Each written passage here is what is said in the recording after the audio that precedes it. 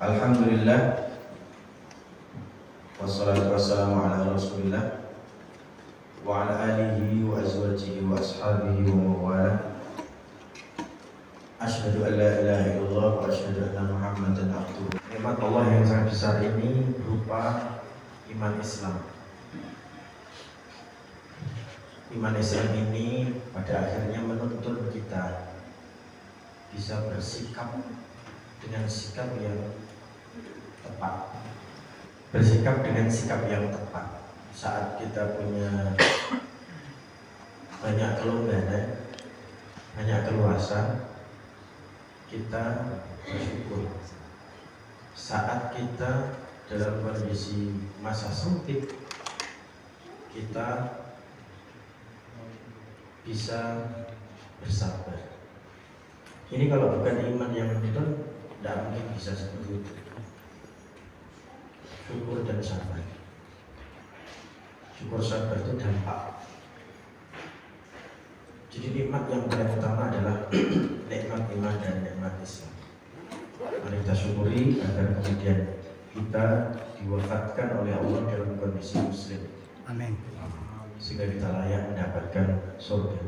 Amin. Selanjutnya mari kita berkirim sholawat dan salam kepada Nabi kita, Nabi Muhammad sallallahu alaihi wasallam. Semoga kelak kita semua bareng-bareng berjamaah mendapatkan syafaat dari beliau. Allahumma amin. Tadi malam saya hampir gak bisa ngomong. Wah, buat banget, gitu kan. Gara-gara ini sepele, melok temen buka puasa di luar rumah. Wajarullah, bla makan pakai bebek kuning. Nah biasa saya senang pakai itu. Minumlah saya jeruk panas.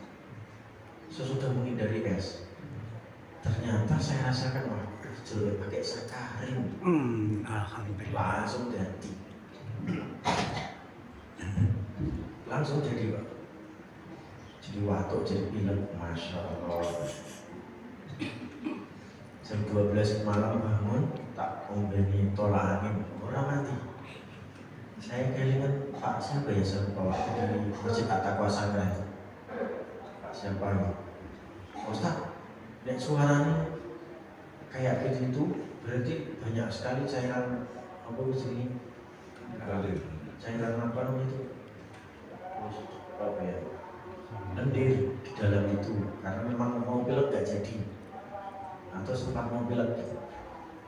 Ustaz minum aja, apa sini? Habatus sauda. Wah, kayak kelingan Pak. Sahur langsung lebih papat. Ini Pak, awalnya enak. Ini ucapan lisan saya bisa agak los itu walaupun masih dulu sini apa namanya ganjel di apa namanya di sini. Subhanallah, itu udah setahun yang lalu saya ada cara untuk itu. Padahal saya sudah menghilangkan es dari kehidupan saya di bulan Ramadan. Tujuannya biar gak batuk gak pilek. Ya Allah, malah ngombe sakarin, masya Allah. Hati kan.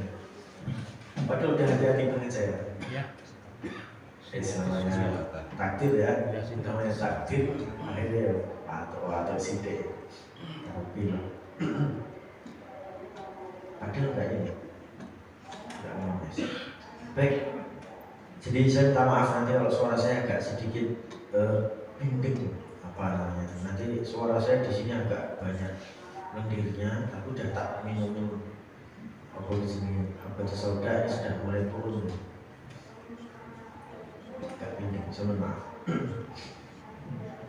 Bapak sekalian, saya ingin mengkaji pada kesempatan ini kenapa orang-orang yang melaksanakan sholat itu masuk surga. Kenapa orang yang menjadi ahli sholat di dunia itu masuk surga? Kenapa? Kenapa ahli puasa di dunia masuk surga? Itu hadisnya diriwayatkan oleh Al-Imam Al-Bukhari wa Muslim. Diriwayatkan oleh Imam Bukhari dan Imam Muslim. Rasul sallallahu alaihi wasallam bersabda, "Man anfaqa zawjaini fi sabilillahi nudiya min abwabil jannah." Faqala, "Ya Abdullah, hadha khair." Hadha khair. Faman kana min ahli shalah du'a min babis shalah, wa man kana min ahli sadaqah du'a min babis sadaqah, wa man kana min ahli jihad du'a min babil jihad.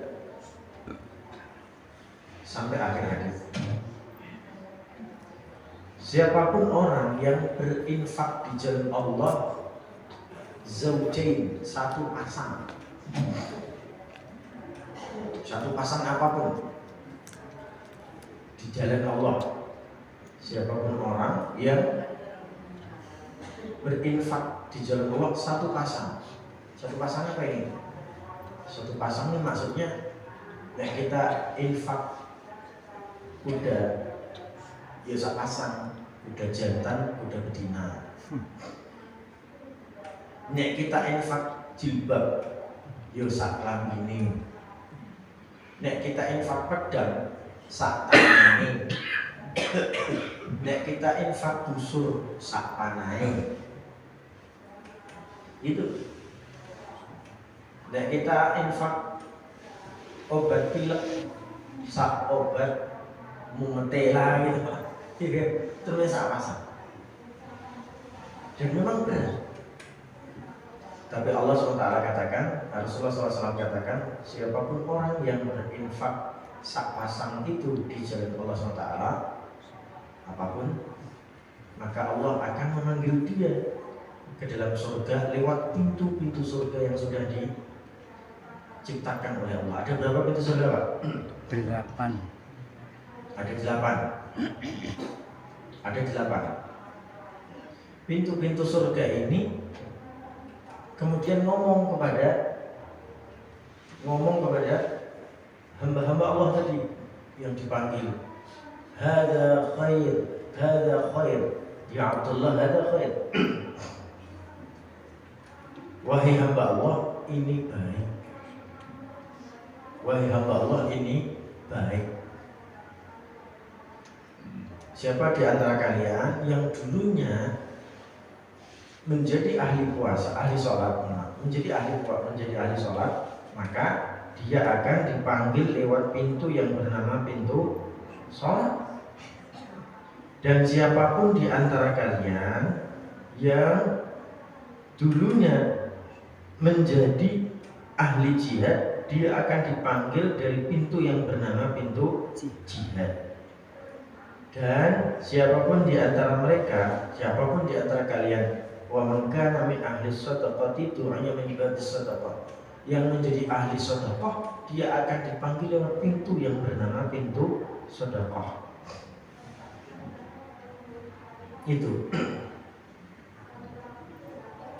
Sekarang kenapa disebut ahli sholat? Kenapa disebut ahli jihad? Kenapa disebut dengan ahli puasa? Atau ahli apa tadi yang tadi? Ahli sedekah, ahli sholat, ahli jihad, ahli sedekah. Siapa orang-orang itu? Ya orang yang jadi ahli sholat. Kenapa ahli sholat? Kenapa disebut ahli sholat? Singkat.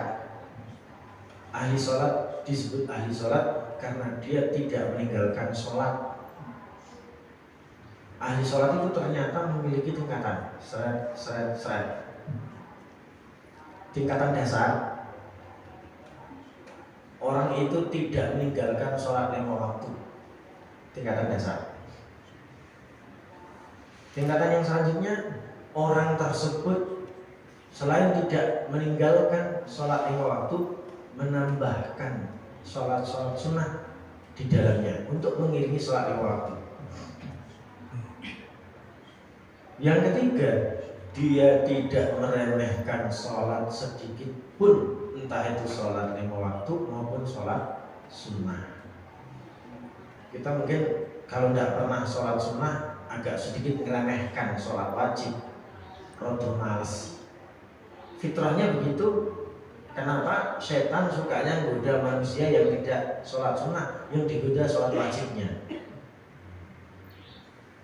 Orang tahu sholat tahiyatul masjid, tiba-tiba masuk sholat langsung sholat wajib. Biasanya digoda sholat wajibnya. Kalau dia memiliki sholat sunnah yang mengiringi wajib, maka setan akan menggoda sholat sunnahnya. Bemper dia untuk sholat wajib. Maka dari itu waktu bilang, untuk menyatakan tingkatan ahli sholat ini, Rasulullah SAW itu pernah didatangi oleh salah seorang badui.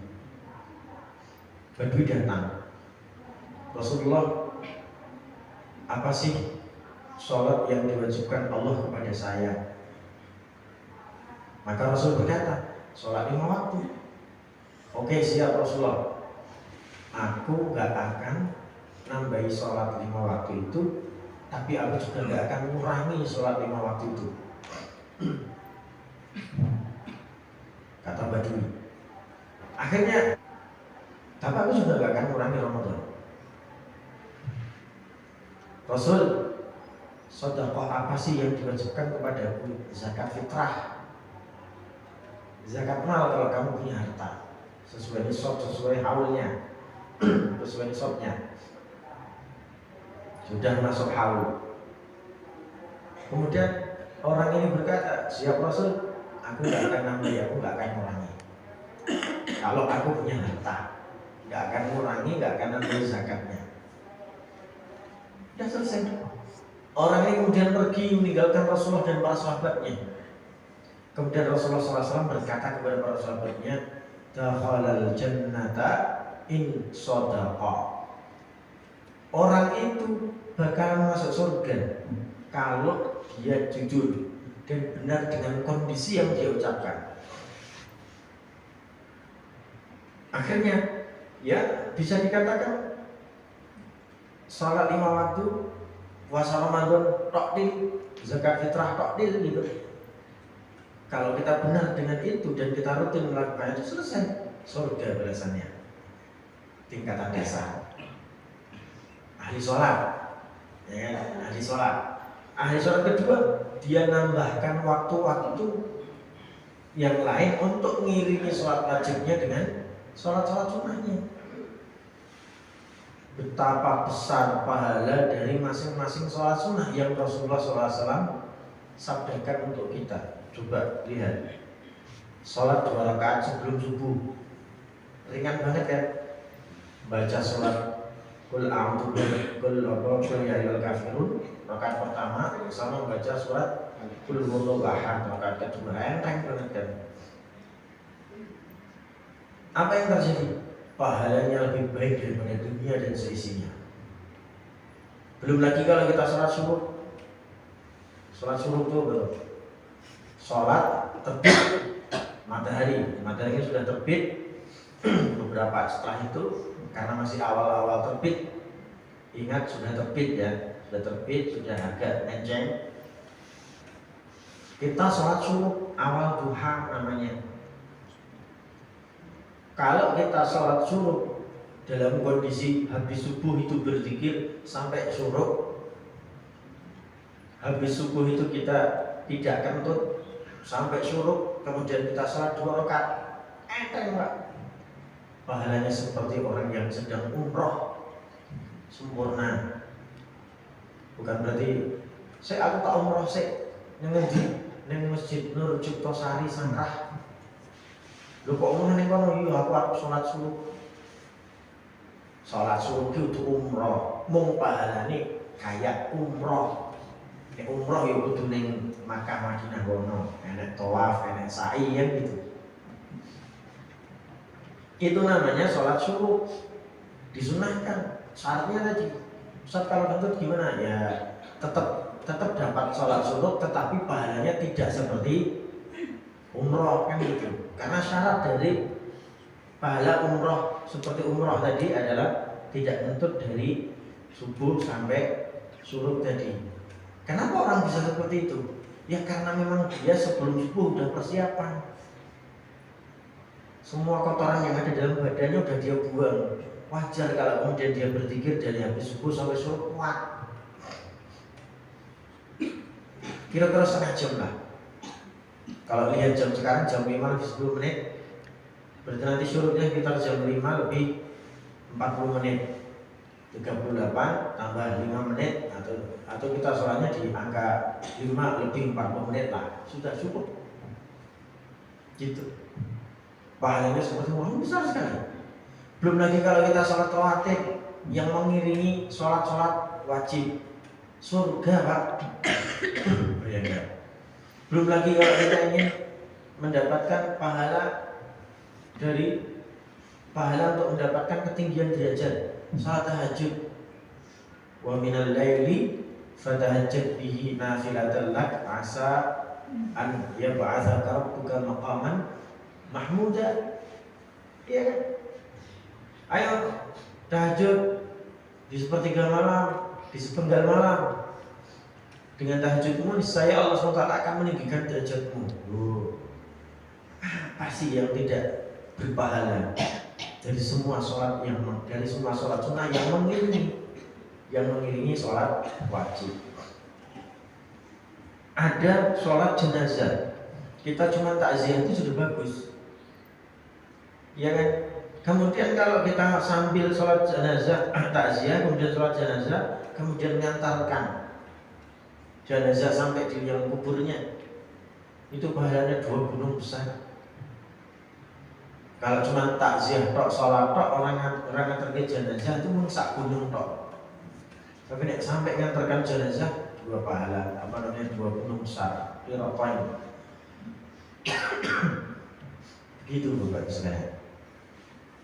Apa yang menyebabkan ahli sholat? Ya karena dia tidak meninggalkan sholat.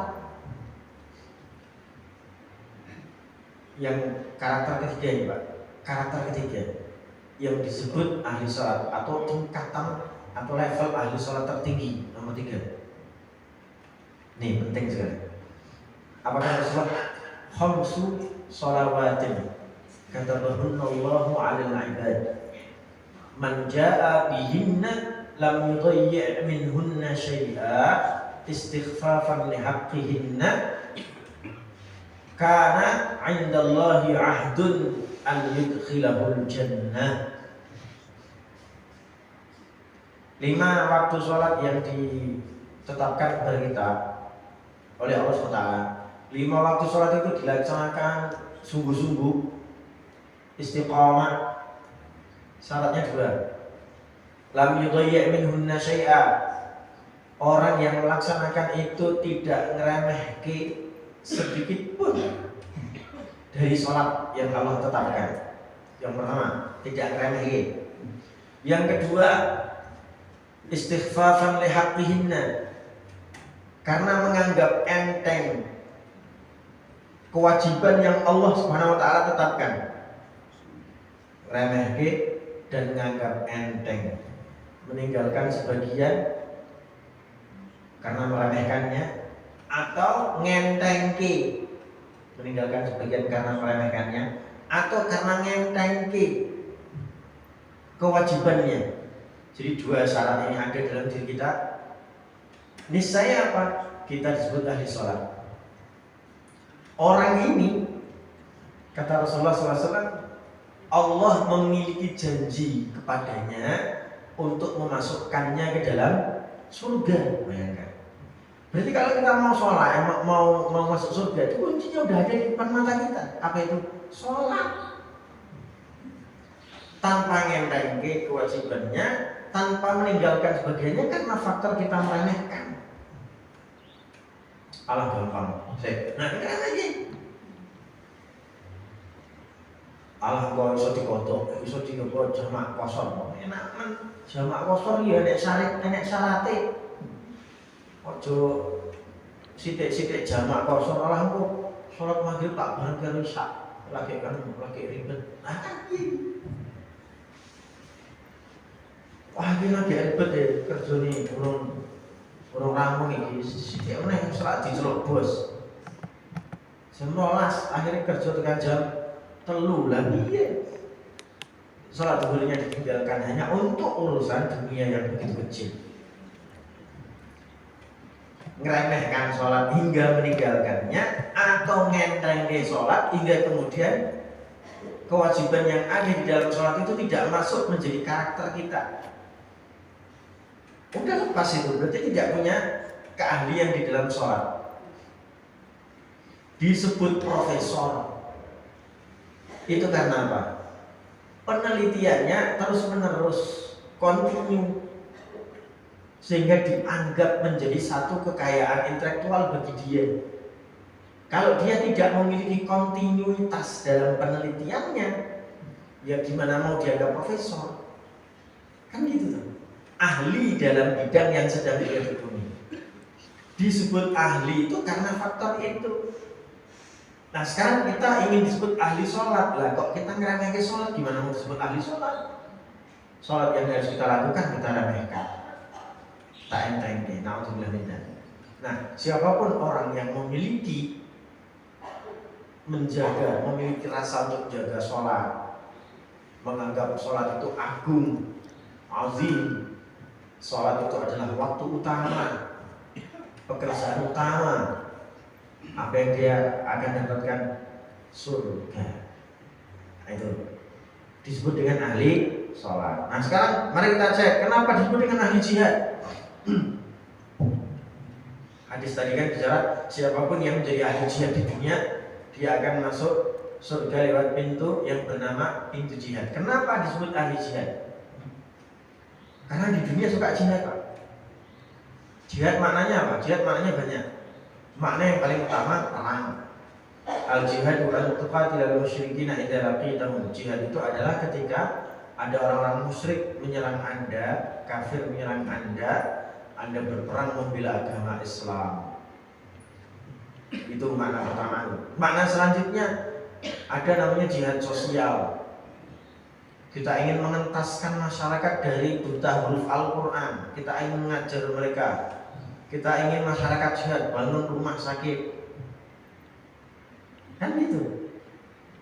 Ini jihad. Karena kalau sampai rumah sakit nanti mensyaratkan pengobatannya melepas akidah Anda, jadi ini kafir ya, murtad.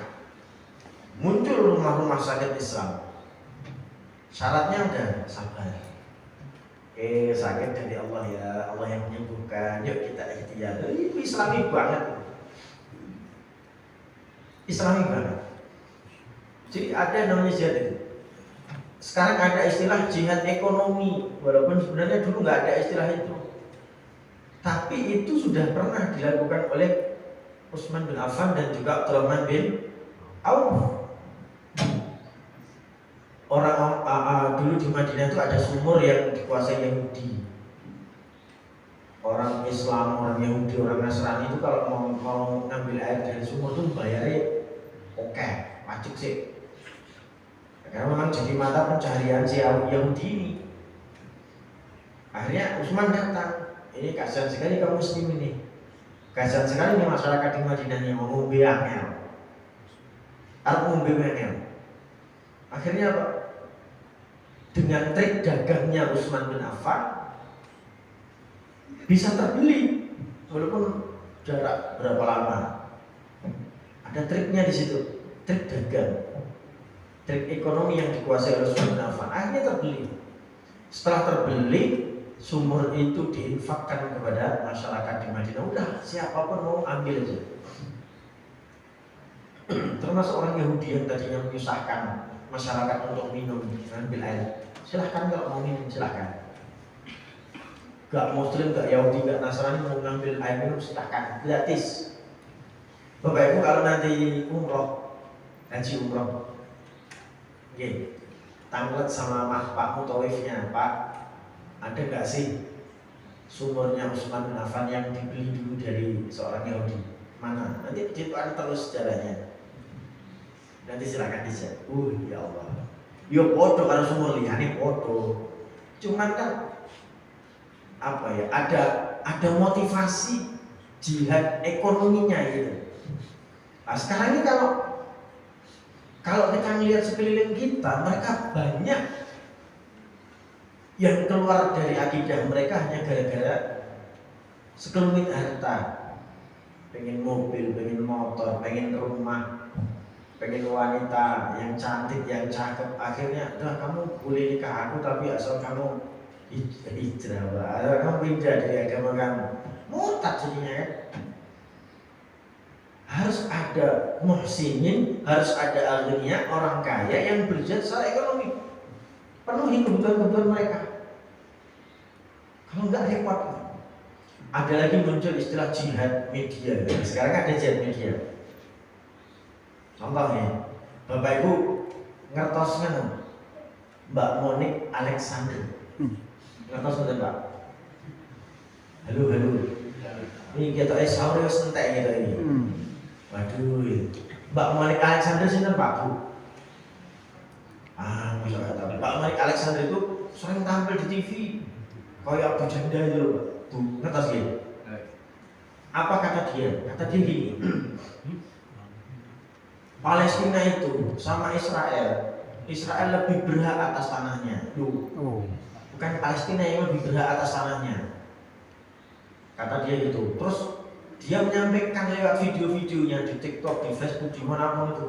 Memang propagandanya seperti itu. Kenapa seperti itu kata dia? Israel lebih berhak daripada Palestina atas tanahnya. Kenapa? Karena Palestina itu dulu adalah wilayah di bawah Turki Utsmani, Khilafah Turki Utsmani. Tahun 1924, Palestina itu Turki Utsmani itu sudah runtuh. Palestina kan otomatis belum jadi negara. Bahkan sebelum 24, sebelum runtuh Khilafah Turki Utsmani, Palestina, atau wilayah Palestina itu sudah dikuasai Inggris, dijajah sama Inggris. Turki Utsmani nggak bisa ngambil. Jadi sudah di bawah koloni Inggris, Prancis. Gitu. Akhirnya apa? Ketika Turki runtuh, Palestina ini diminta oleh Inggris sebagai wilayah untuk berkumpulnya orang-orang Zionis, orang-orang Yahudi. Nah, gitu. Orang Yahudi dari seluruh dataran Eropa datang semua berkumpul di situ, dibangunkan tempat di situ. Padahal itu wilayah Palestina. Alasannya Palestina belum merdeka dan Palestina di bawah jajahan Inggris. Inggris memerintahkan agar orang-orang Yahudi datang ke Palestina untuk tinggal di sana. Itu tahun 1918 sampai 1924. Digembor-gemborkan kalau Palestina, wilayah Palestina itu adalah haknya orang-orang Israel, bukan orang-orang Palestina. Itu karena secara resmi Palestina belum menjadi sebuah negara setelah runtuhnya Turki Utsmani. Coba Pak Len jawab Pak gitu. Ini digembor-gemborkan terus. Akhirnya apa? Dalam sejarah Palestina dan Israel itu bertengkar. Orang-orang Palestina dan Israel bertengkar terus terjadi pembantaian ya kan? Terjadi. Akhirnya mereka membuat semacam keputusan musyawarah bersama tahun 1948 wes jadi dua negara dalam satu wilayah, two nation state solution, dua negara dalam satu wilayah. Jadi solusinya adalah membuat dua negara dalam satu wilayah, siji wilayah Israel, siji wilayah Palestina, negara Israel, negara Palestina. Tahun 48 Israel berdiri karena mereka sudah menentukan siapa pemimpin mereka. Saat yang bersamaan Palestina diminta untuk memilih pemimpin mereka. Tidak iso-iso langopo di antara kita sendiri, terutama kita di Palestina itu banyak yang saling bertengkar. Satu kelompok aku nggak setuju dengan keputusan Inggris membuat negara ini. Lawan Inggris, gitu. Lawan itu Israel, itu. Satu kelompok, udahlah daripada kita perang terus, udah ini aja yuk jadi wilayah kita. Akhirnya apa? 48 Israel berdiri sebagai negara, Palestina belum. Ridwan Kamil jawab, ini digembur-gemburkan terus oleh mereka, oleh Simonik Alexander tadi. Sampai kemudian Palestina baru berdiri pada tahun 1980. 80 lagi berdiri negara Palestina dengan wilayah yang sudah semakin tercaplok, dengan berbagai macam wilayah yang sudah mulai terkurangi. Ya gitu. Sampai hari ini belum lagi muncul Intifada, belum lagi muncul Hamas dan sebagainya. Itu punya kisah. Seakan-akan hari ini Hamas disebut teroris malah. Kan lucu, padahal itu wilayah mereka yang dijajah, yang kemudian dikuasai oleh Israel, walaupun mereka menang secara birokrasi dan administrasi lah istilahnya gitu. Ini adalah media yang kemudian digembur-gemburkan oleh mereka, dipropagandakan oleh mereka, yang seakan-akan Palestina itu nggak punya hak atas wilayahnya. Dan hampir berhasil, Pak. Berpuluh-puluh tahun masyarakat dunia dikecohkan dengan pola ini. Muncul, ya kan? Muncul kalau di Indonesia ini Ustadz Felixio, ya kan? Muncul Muhammad Hussein Gaza, ya kan? Muncul ustadz-ustadz yang konsen dalam media sosial dan kemudian mengumumkan enggak, Palestina enggak seperti itu sejarahnya. Palestina adalah resmi milik orang Palestina. Walaupun mereka dijajah oleh Inggris itu menjajah, penjajah kok saenake dhewe mendirikan negara di wilayah orang lain. Nah itu. Ini perlu kita propagandakan juga di balik sejarah itu kepada mereka. Tujuannya apa? Ini wilayah kaum muslimin. Ini wilayah orang-orang Palestina. Ada penelitian, Pak. Ada penelitian, tapi penelitian ini analisis konten. Jadi orang-orang Israel itu tidak mau melakukan tes DNA. Apakah Anda memiliki darah asli Palestina atau tidak? Jawabannya mereka tidak mau melakukan tes DNA. Karena apa? Karena darah mereka adalah darah Eropa. Yang sekarang tinggal di Israel itu darah mereka darah Eropa, bukan darah Palestina asli. Bahkan justru kalau kita cek orang-orang Palestina yang sekarang digempur habis-habisan itu, kalau dicek DNA-nya, mereka adalah darah asli orang Palestina, orang Yerusalem. Itu dunia sudah membuktikan itu. Ini perlu kita propagandakan, butuh media. Maka wajar kalau kemudian ahli jihad media itu bisa mendapatkan surga, karena mereka membela kaum muslimin. Mereka membela Islam, mereka membantu sesamanya. Kan gitu. Jadi, Bapak Ibu sekalian, kenapa orang yang berjihad, orang itu disebut dengan ahli jihad, dia ada konsen, ada konsentrasi dalam hidupnya dalam sebuah kebaikan yang bernama ahli jihad. Kata dia, man kana min ahli jihad, du'aya min babil jihad. Yang terakhir, dari semua pintu yang jumlahnya 8, ada seorang sahabat nanya, siapa namanya? Abu Bakar. Rasulullah, 8 pintu surga itu ada nggak sih orang yang dipanggil oleh seluruh pintu surga itu? Biasanya orang mau dipanggil pintu sholat kan karena dia ahli sholat, dipanggil oleh pintu zakat, pintu sedekah karena dia ahli zakat, ahli sedekah, dipanggil pintu jihad karena dia ahli jihad. Ada nggak ya orang yang dipanggil oleh pintu semua tadi, 8 pintu tadi?